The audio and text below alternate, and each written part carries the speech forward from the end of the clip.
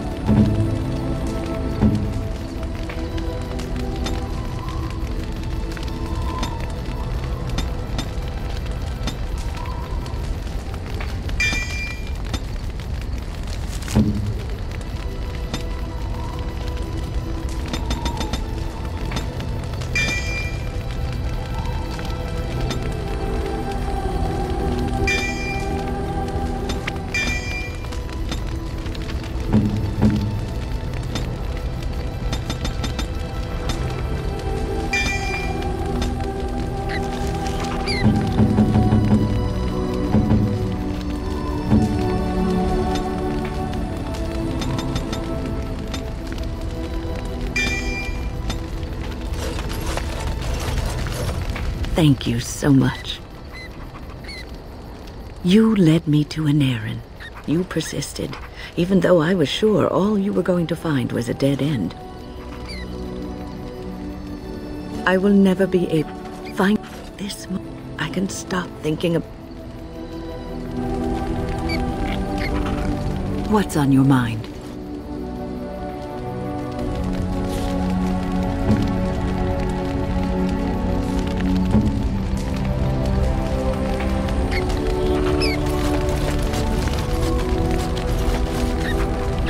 Just leave me alone, Warden. Seriously.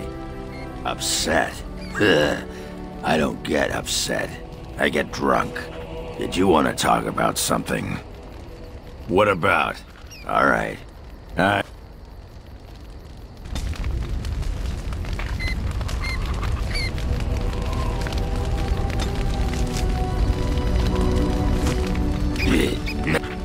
got a moment.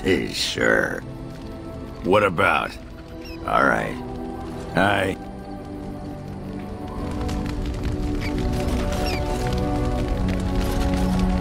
Something on your mind? Yes, me too. And I got the feeling that it could have just been my imagination, I suppose. Well, short of waltzing through, but killing... I guess one thing is certain. Something on your mind? Of course.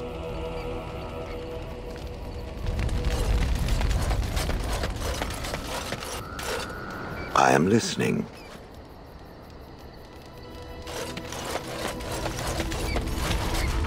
You called. I am hardly surprised. Very well. As you wish.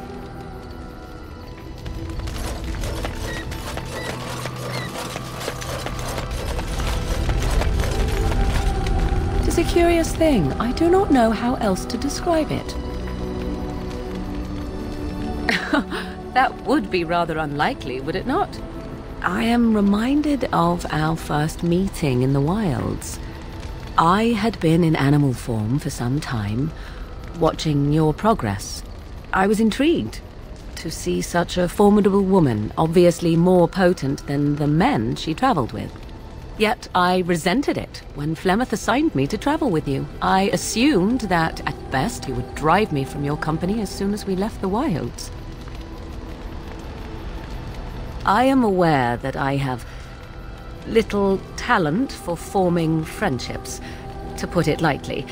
'Tis something I know nothing of, nor ever thought I needed. Yet when I discovered Flemeth's plans, you did not abandon me. Whatever your reasons, you fought what must have been a terrible battle without hope of real reward. And that is what I do not understand. Of all the things I could have imagined would have resulted when Flemeth told me to go with you, the very last would have been that I would find in you a friend, perhaps even a sister. I want you to know that while I may not always prove worthy of your friendship, I will always value it. But enough of such idle talk. There are more.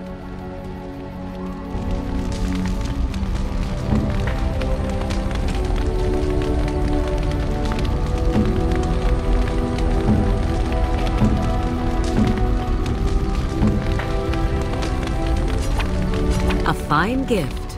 You... Is that for me? Really?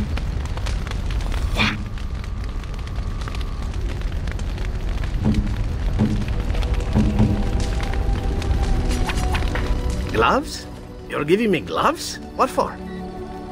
I did not mean to sound ungrateful, it is just... Wait, these are... The leather was less thick and it had more embroidery, but... Do I seem surprised? Still, I appreciate...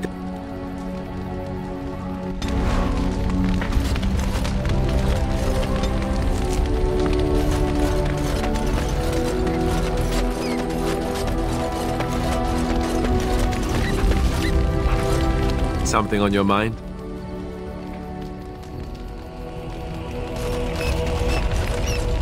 What say you? By all means. My adventures?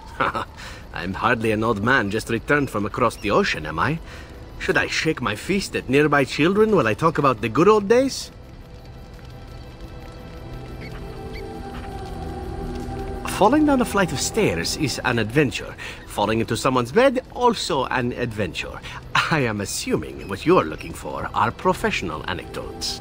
Let's see, my second mission ever for the Crows was a bit intriguing. I was sent to kill a mage who had been meddling in politics.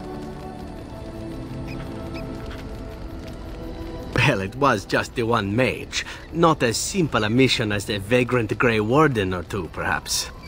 As it turned out, the mage in question was quite a delightful young woman. Long, divine legs, as I recall. I caught her in a carriage on her way to escape to the provinces. After I killed her guard, she got down on her hands and knees and begged for her life. Rather aptly, I might add. So I joined her in the carriage for the night and left the next morning. Well, yes, twice, actually. Then she decided to try and use me instead. The woman had actually convinced me to speak to the Crows on her behalf. What can I say? I was young and foolish at the time. Then, as I was kissing her goodbye to return to Antiva City, she slipped on the threshold and fell backwards out of the carriage. Broke her neck.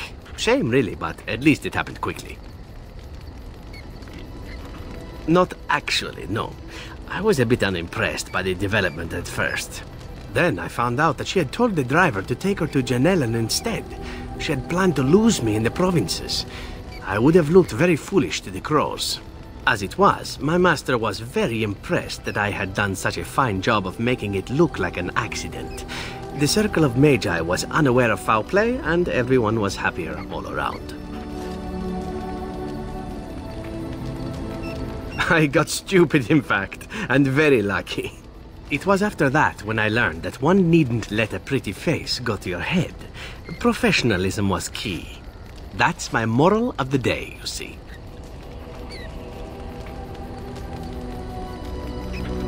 And one that not everyone learns, I'm sad to say. But that's enough.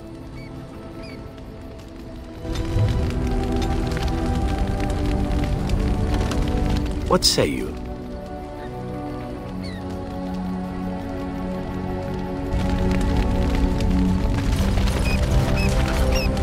I was just thinking about what happened. It was when my mother... Death is just another beginning. One day, we must all shed our earthly bodies to allow our spirits to fly free. And thus you embark upon another journey. Death is just the gateway.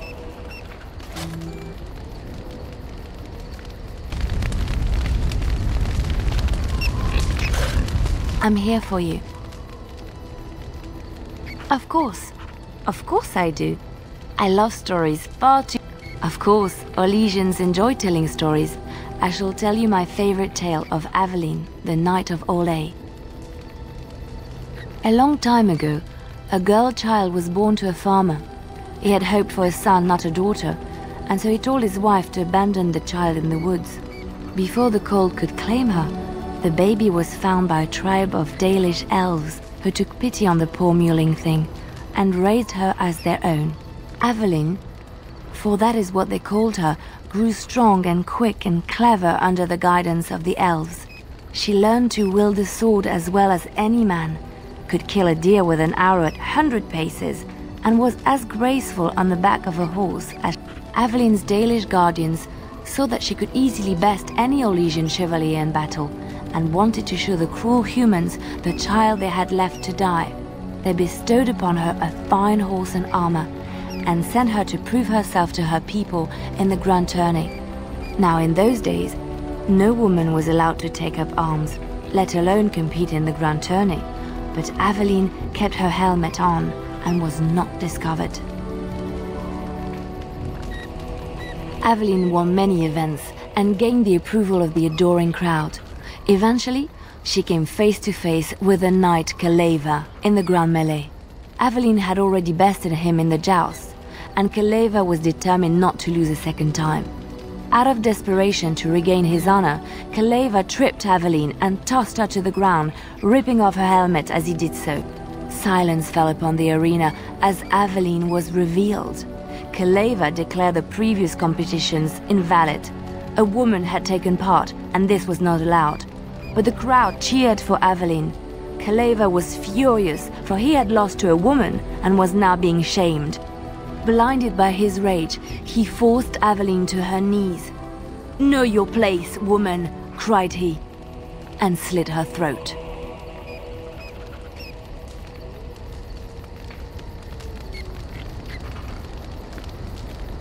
The son of the king, Prince Freyan, was present. He recognized Aveline's skill and bravery and began to see the injustice done to the women in his land. When he was made king, he rewrote the laws of Orlais so that women could also become chevalier. He honored Aveline and knighted her after her death. And to this day, any female who is knighted reveres Aveline the Brave, for she is the patron of all women chevalier.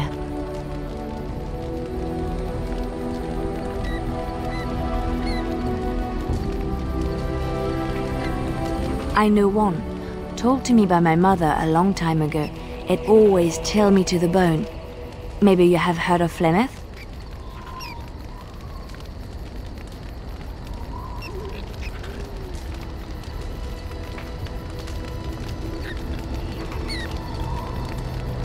Ferelden mothers scare their daughters with talk of Flemeth.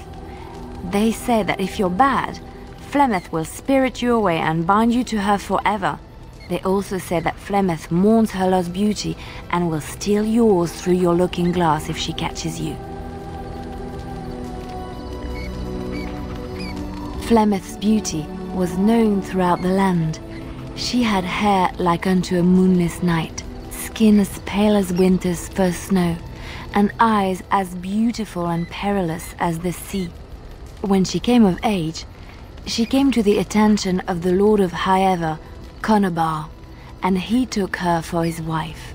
Conobar soon learned that his young bride had the gift of magic. He kept this a secret, for he feared that she would be taken from him. Flemeth stayed with Conobar for some years, and with his blessing she practiced her art. And then one day, a young poet named Osen came to the castle. Flemeth was captivated by Osen's voice, and he by her beauty, and they fell in love.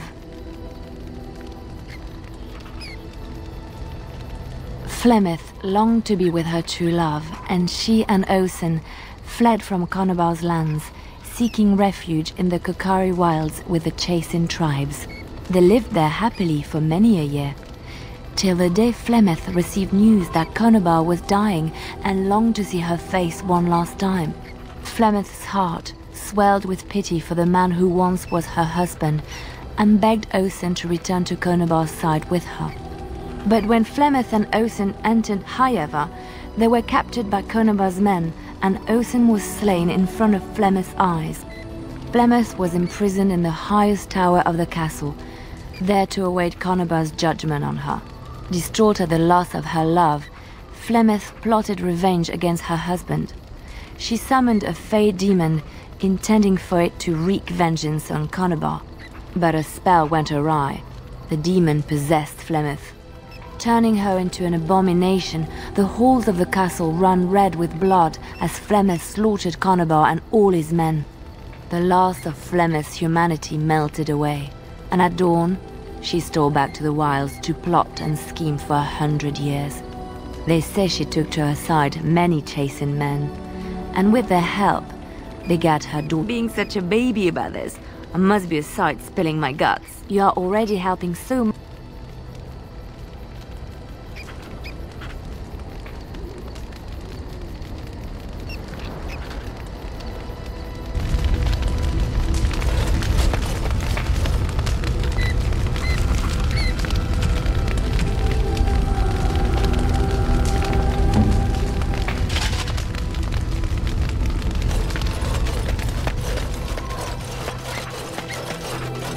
You and your friends... I'm...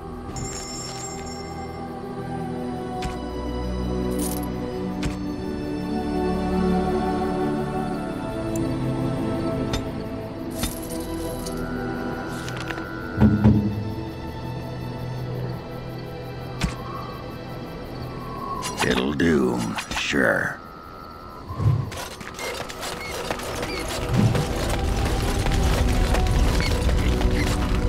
There you are. I was thinking, we've been through a lot together now. We're like old war buddies.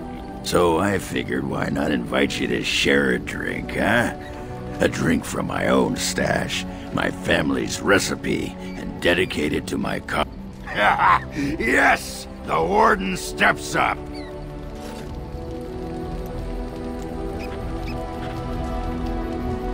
You handled that like a champion, my friend. Most impressive. How do you feel? Oh no, the rest is for me. You'd need to do something really unspeakable to get into the rest of my stash. I just wanted to tell you, after all we've been through, you're like family to me. Closest thing I've had in years. Aye, a toast with a dry cup. You're not getting any more of my brew. So, do you want to talk about something? What about? Aye, I do. A bit. A little bit.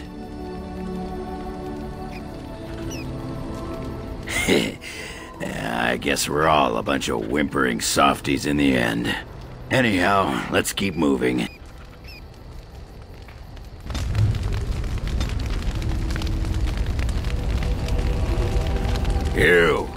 You have a lot of nerve coming here. Problem? Oh, I got a problem. With your face. You keep it up and I'll fight you. I don't even care that you're some kind of wool-gnawing poetess. Your disguise can't fool me, woman. That's right.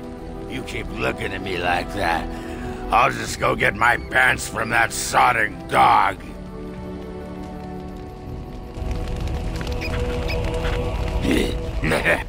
Right here, old pal. What about? All right.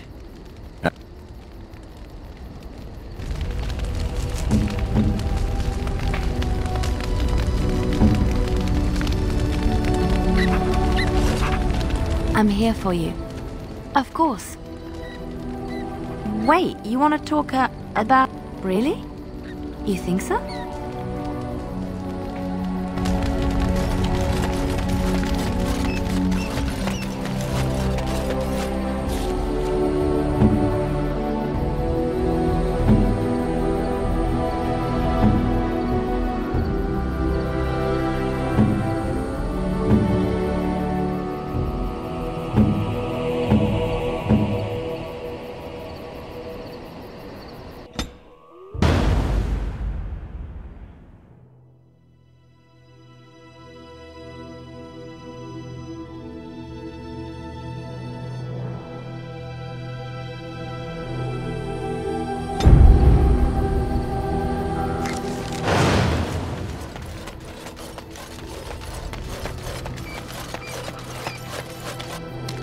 and your friends are formidable.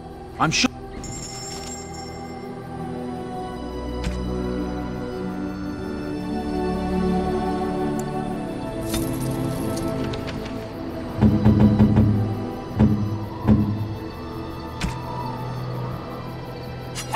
Oh, thank you.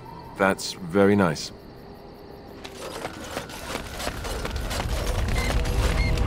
Something on your mind?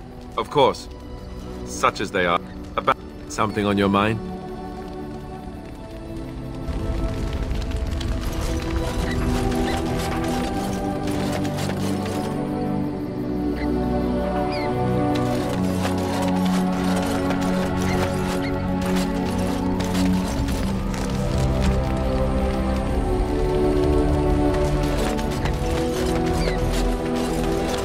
You and your friends are...